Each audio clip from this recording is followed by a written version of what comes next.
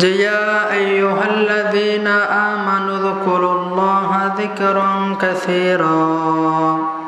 আল্লাহ তাআলা ঈমানদারদেরকে ডেকে বলছেন যে হে ঈমানদারেরা, আমানু যকুরুল্লাহা উযকুরুল্লাহা, তোমরা আল্লাহ তাআলার জিকির করো, আল্লাহকে স্মরণ করো, যিকরান কাসীরা, অধিক পরিমাণে। তারপরে আল্লাহ কি বলছেন যে ওয়াসাব্বিহুহু বুকরাতাও ওয়া আসীলা, সকাল সন্ধ্যায় তার তাসবিহ, তার মহিমা তোমরা বর্ণনা করতে থাকো, ঘোষণা করতে থাকো। তো এই জিকির এমন একটা ইবাদত, আল্লাহ তাআলা প্রত্যেকটা ইবাদতের একটা নির্দিষ্ট সময় নির্ধারণ করে দিয়েছেন, পরিমাপ কতটুকু হবে এটাও আল্লাহ তাআলা বলে দিয়েছেন। যেমন আমরা নামাজ আদায় করি, এই নামাজ দিনে কয় ওয়াক্ত? 5 ওয়াক্ত। তাহলে আল্লাহ পরিমাণ নির্ধারণ করে দিয়েছেন 5 বার, আবার তার সাথে সময়ও বলে দিয়েছেন, ফজর, জোহর, আসর, মাগরিব, এশা, সময়ও আল্লাহ তাআলা বলে দিলেন, আবার কয় ওয়াক্ত পরিমাণও আল্লাহ তাআলা বলে দিলেন। নামাজ, রোজার দিকে তাকান, বছরে কয় মাস? 1 মাস। সময় বলে দিলেন, আবার পরিমাণটাও বলে দিলেন, হয় 30টা, না হলে 29টা। আবার আপনি যদি হজের দিকে তাকান, তো হজ বছরে জীবনে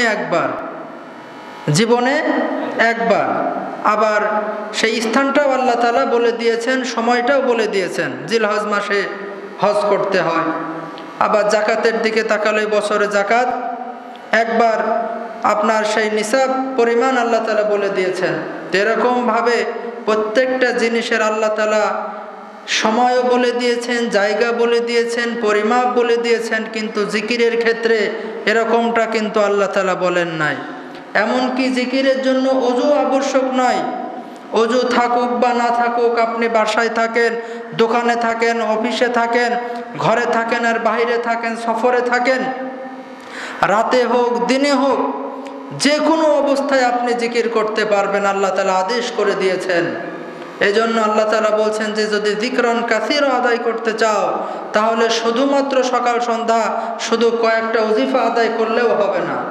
যিকরান কাসীরা, উঠতে বসতে, আল্লাযীনা ইয়াযকুরুল্লাহা কিয়ামান ওয়া কুউদা, দাঁড়িয়ে বসে যে কোনো অবস্থায় জিকরে লিসানে, জিকরে কলবি, অন্তরে জিকির, জিহবা জিকিরের মাধ্যমে এই জিকিরে কাসীর আমাদেরকে আদায় করতে হবে, ঠিক না? তবেই তো এই জিকরে কাসীর হবে। আল্লাহ তাআলা আদেশ করলেন যে ইয়া আইয়ুহাল্লাযীনা আমানু যকুরুল্লাহা যিকরান কাসীরা। এজন্য জিকিরের গুরুত্ব অনেক বেশি। আল্লাহ রাসূল সাল্লাল্লাহু আলাইহি ওয়াসাল্লাম তার হাদিসের মধ্যে বলে দিয়েছেন যে আলা উনাব্বিউকুম বিখাইরি আমালিকুম ওয়া আসকাহা ইনদা মালিকিকুম ওয়ারফাহা ফি দারাজাতিকুম মিন খাইরি ইনফাকিয যাহাবি ওয়াল ওয়ারাকি ওয়া খাইরিল লাকুম মিন আন তালকাউ আদুওয়াকুম ফাতাদরিবু আনাকাহুম ওয়া ইয়াদরিবু আনাকাকুম। قالوا وذلك ما هو يا رسول الله؟ قال ذكر الله عز وجل। আল্লাহর নবী সাহাবীদেরকে উদ্দেশ্য করে বললেন যে আমি কি তোমাদের এমন একটা আমলের কথা বলে দেব না, যে আমলটা আল্লাহ তাআলার দরবারে এত অনেক বেশি পছন্দ। শুধু পছন্দ তাই নয়, তোমাদের মর্যাদা অধিক বৃদ্ধিকারী। শুধু তাই নয়, তোমরা যদি সোনা রূপা আল্লাহর রাস্তায় দান সদকা করো, তার চেয়েও বেশি সওয়াব। শুধু তাই নয়, আল্লাহর রাস্তায় জিহাদে বের হয়ে, জিহাদের উদ্দেশ্যে বের হয়ে সেখানে গিয়ে শত্রুর মোকাবেলায় যদি কেউ যুদ্ধ করতে করতে শত্রুদেরকে হত্যা করে ফেলে এবং নিজেও শহীদ হয়ে যায়, এর থেকেও আমি কি তোমাদের উত্তম আমলের কথা বলবো নাকি? রাসূল সাল্লাল্লাহু আলাইহি ওয়াসাল্লামের এই কথা শুনে সাহাবা একরাম বললেন যে ইয়া রাসূলুল্লাহ, সে আবার কোন আমল, আপনি আমাদেরকে বলে দেন। তখন আল্লাহর রাসূল বললেন ক্বালা যিকরুল্লাহি আযজা ওয়া জাল, আল্লাহ রাব্বুল আলামিনের জিকির করতে থাকা। তাহলে কত ফজিলতপূর্ণ ফজিলত এই জিকিরের, শুধু তাই নয়, আল্লাহ রাব্বুল আলামিন বলছেন আসমান জমিনে যা কিছু আছে সবগুলো জিকির করে আল্লাহর। ওয়া ইম মিন শাইইন ইল্লা ইউসাব্বিহু বিহামদিহি ওয়ালাকিন লা তাফকাহুনা তাসবিহাহুম। দুনিয়াতে এমন কোনো কিছু নেই যেটা আল্লাহর জিকির করে না, কিন্তু আল্লাহ বলছেন সেটা তোমরা অনুধাবন করতে পারো না। ঠিক কিনা? এজন্য নদীর পানি, এই বহমান পানিও জিকির করে কার? জোরে বলেন। এই জন্য দেখবেন যে বহমান পানি এটা হলো পবিত্র থাকে, আর যখনই পানি আটকে যায় তখন তার জিকির বন্ধ হয়ে যায়। এই জন্য আবদ্ধ পানির মধ্যে যদি নাপাকি পড়ে তাহলে সেই পানিও নাপাক হয়ে যায়, আর প্রবাহমান পানির মধ্যে যদি নাপাকি পড়ে তারপরে ওই প্রবাহমান পানিটা হচ্ছে পাকি থেকে যায়। এই জন্য আসমান জমিনে যা কিছু আছে সবগুলো জিকির করে কার? জোরে বলেন। আল্লাহ বলছেন ইউসাব্বিহু লিল্লাহি মা ফিস সামাওয়াতি ওয়া মা ফিল আরদ। আসমান জমিনে যা কিছু আছে সবগুলো পবিত্রতা বর্ণনা করে কার? জোরে বলেন, কার জিকির করে? এই জন্য এই জিকিরের গুরুত্ব অনেক বেশি। এই জন্য এই গাছপালা তরুলতা সবই আল্লাহর জিকির করে। আল্লাহ রাসূল সাল্লাল্লাহু আলাইহি ওয়াসাল্লাম একবার দুইটা কবরের পাশ দিয়ে হেঁটে যাচ্ছিলেন। হেঁটে যেতে যেতে হঠাৎ দাঁড়িয়ে গেলেন আর বললেন যে এই দুইটা কবরের মধ্যে আযাব হচ্ছে। এটা বলে রাসূল সাল্লাল্লাহু আলাইহি ওয়াসাল্লাম একটা খেজুরের ডাল হাতে নিলেন, নিয়ে ওই খেজুরের ডালটা ভেঙে দুই টুকরো করলেন, করে দুইটা কবরের উপরে গেড়ে দিলেন আর বললেন যে যতদিন পর্যন্ত এই খেজুরের ডাল দুইটা জীবিত থাকবে ততদিন পর্যন্ত এই কবরের আযাব হালকা হয়ে যাবে। তার মানে কি বোঝা গেল? ওই খেজুরের ডালটাও জিকির করে কার? তাহলে দুনিয়া আসমান জমিনে যা কিছু আছে সবগুলো জিকির করে আল্লাহর। কারণ এই জিকিরটা হলো এই দুনিয়ার রুহু। আমাদের মানুষের প্রত্যেকের শরীরের মধ্যে যেমন রুহু আছে, প্রাণ আছে, যখন একটা মানুষের শরীরের মধ্যে রুহু না থাকে, প্রাণ না থাকে, তখন আমরা তাকে কি বলি? তখন কি বলি? তাকে লাশ বলি আমরা, তখন তাকে মুর্দা বলি। তখন সঙ্গে সঙ্গে আমরা তাকে দাফন করার জন্য ব্যস্ত হয়ে যাই। তাকে যখন কবরের মধ্যে রেখে আসা হয় সঙ্গে সঙ্গে কয়েকদিনের ব্যবধানেই তার এই গোস্ত মাংস সবগুলো মাটির সাথে মিশে যায়, তার অস্তিত্ব বিলীন হয়ে যায়। ঠিক তেমনি ভাবে এই পুরো পৃথিবীর রুহু হলো আল্লাহর জিকির। এই জিকির যদি বন্ধ হয়ে যায় তাহলে আসমান জমিন ধ্বংস হয়ে যাবে, গ্রহ নক্ষত্র চন্দ্র সবগুলো খসে খসে পড়তে থাকবে। যখন জিকির বন্ধ হয়ে যাবে আল্লাহর কিয়ামত সেই দিন কায়েম হয়ে যাবে। এই জন্য আল্লাহর রাসূল বলছেন যে লা তাকুমুস সাআতু হাত্তা ইউকালা ফিল আরদি আল্লাহ আল্লাহ। জমিনের মধ্যে যতদিন পর্যন্ত একজন ব্যক্তি আল্লাহ আল্লাহ বলনেওয়ালা লোক থাকবে ততদিন পর্যন্ত এই দুনিয়ায় কিয়ামত কায়েম হবে না, দুনিয়া ধ্বংস হবে না। তাহলে দেখবেন যে দুনিয়ার মধ্যে, সমাজের মধ্যে অনেক শ্রেণীর মানুষ আছে, তারা বড়াই করে আর বলতে থাকে যে দুনিয়া হলো আমাদের কারণে টিকে আছে।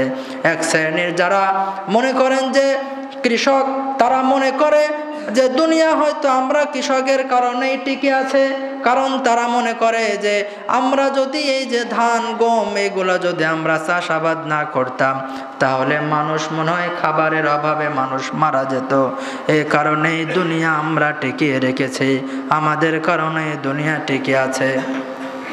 আবার যারা ব্যবসায়ী তারা মনে করে দুনিয়া আমাদের কারণে টিকে আছে, আমরা যদি বিদেশ থেকে মালামাল আনানিয়া না করতাম, এক্সপোর্ট ইম্পোর্ট না করতাম তাহলে মানুষ এই সম্পদের কারণে মানুষ মারা যেত, এই কারণে আমাদের কারণে এই দুনিয়াটা টিকে আছে।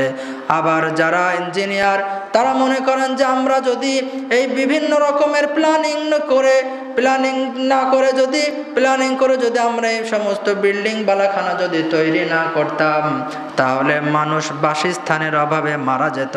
এই কারণে দুনিয়াটা আমাদের কারণেই টিকে আছে। আবার যারা ডক্টর, তারা মনে করে যে আমরা যদি সুচিকিৎসা মানুষকে না দিতাম, তাহলে মানুষ চিকিৎসার অভাবে মারা যেত, অসুস্থতায় মারা যেত। এই কারণে দুনিয়া আমরা টিকে রেখেছি।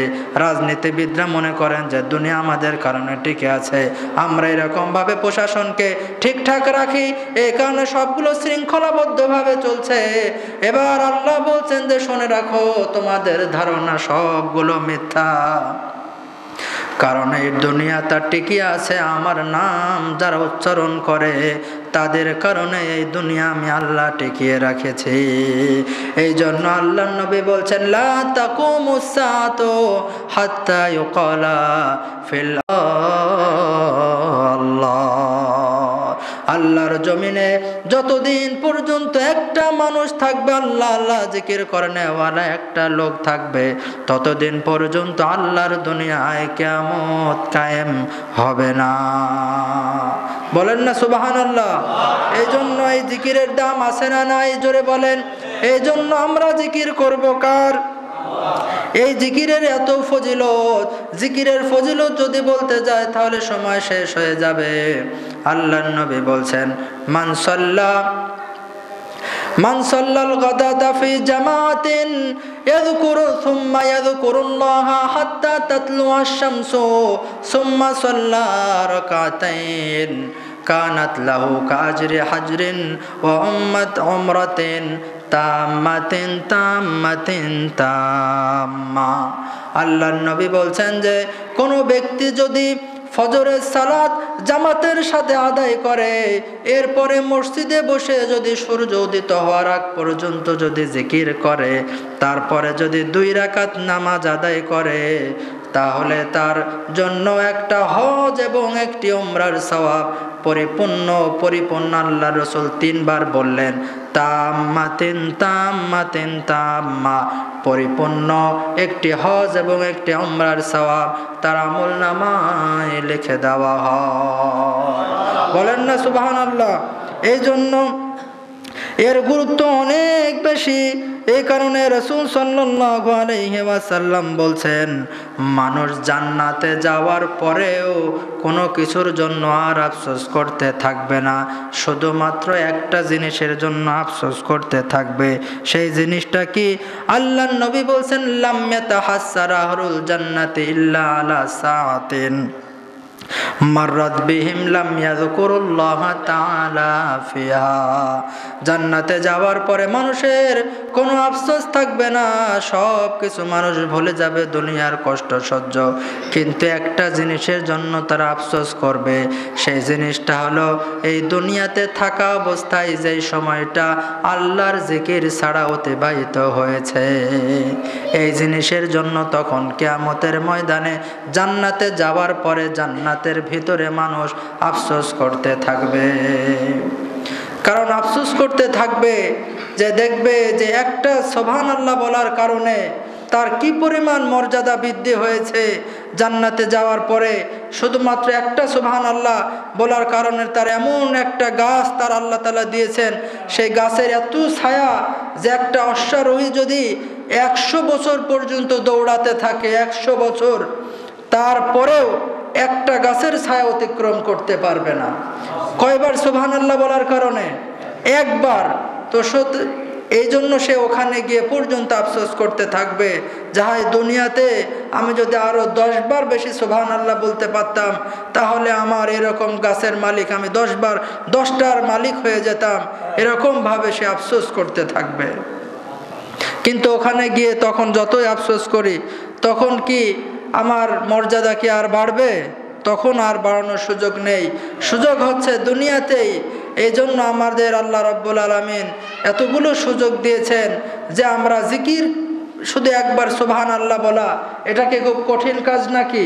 আমরা হাঁটতে চলতে ফিরতে সব সময় আমরা এটা বলতে পারবো না? এটা বললেই আল্লাহ রাব্বুল আলামিন আমাদেরকে এরকম সম্মানিত করবেন জান্নাতের মধ্যে। আল্লাহ রাব্বুল আলামিন বলছেন যে আল্লাযীনা আমানু ওয়া আমিলুস সলিহাতি তুবা লাহুম ওয়া হুসনু মাআব। যে সফল কাম তো তারা যারা ঈমান এনেছে, নেক আমল করেছে, শুভ পরিণাম তো তাদের জন্যই রয়েছে। এই কারণে আমরা জিকির করতে রাজি আছি না ইনশাল্লাহ? তো এখন প্রশ্ন হলো আমরা কি শব্দে জিকির করব? হাদিসের মধ্যে এসেছে জিকিরের কিছু শব্দ, সুবহানাল্লাহ, আলহামদুলিল্লাহ, লা ইলাহা ইল্লাল্লাহু, আল্লাহু আকবার। এছাড়া আরও মাসনুন দোয়া আছে, বুখারী শরীফের শেষ একদম হাদিস, কালিমাতানি খফিফাতানি আলাল লিসান সাকিলাতানি ফিল মিজান হাবিবাতানি ইলার রহমান সুবহানাল্লাহি ওয়া বিহামদিহি সুবহানাল্লাহিল আযীম। যে কালিমাতানি খফিফাতানি আলাল লিসান, দুইটা শব্দ একদম হালকা কিন্তু মিজানের পাল্লায় অধিক ভারী এবং আল্লাহর কাছে সব থেকে প্রিয় দুইটা শব্দ। সেই শব্দটা কি? সেই দুইটা শব্দ সুবহানাল্লাহি ওয়া বিহামদিহি সুবহানাল্লাহিল আযীম। এছাড়া আরো অনেক দোয়া আছে, লা ইলাহা ইল্লাল্লাহু ওয়াহদাহু লা শারীকা লাহু লাহুল মুলকু ওয়া লাহুল হামদু ওয়া হুয়া আলা কুল্লি শাইইন কাদির। আরো আছে লা হাওলা ওয়া লা কুওয়াতা ইল্লা বিল্লাহ। এই সমস্ত জিকিরের শব্দ আমরা জেনে নেব এবং জানার পরে সেগুলো আমরা বাস্তব জীবনে আমল করব। রাজি আছি না ইনশাআল্লাহ?